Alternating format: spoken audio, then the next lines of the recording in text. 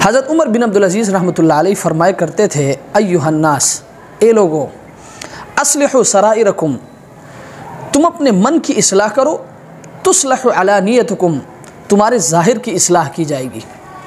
वामलू लि आखिरतिकुम, तुम आखिरत के लिए आमाल करो, तुकफ़उ अम्र दुनियाकुम, अल्लाह तबारक व ताला तुम्हारे दुनिया के कामों के लिए काफ़ी हो जाएंगे।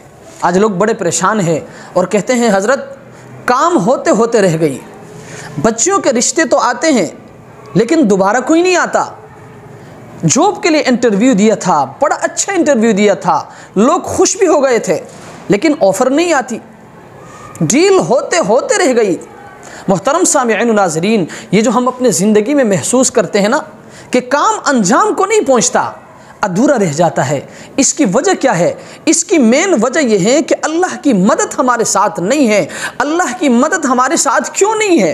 अल्लाह की मदद हमारे साथ इसलिए नहीं है कि हम अपने मन को ठीक नहीं करते। आप अपने मन को ठीक करो, अल्लाह तबारक व ताला तुम्हारे तन की इस्लाह फरमाएंगे। तुम अपने बातिन को ठीक करो, अल्लाह तबारक व ताला तुम्हारे ज़ाहिर की इस्लाह फरमाएंगे। तुम आखिरत के लिए नेक आमाल करो, अल्लाह तबारक व ताला इस दुनिया को तुम्हारे लिए जन्नत बनाएंगे। इसलिए मोहतरम सामिईन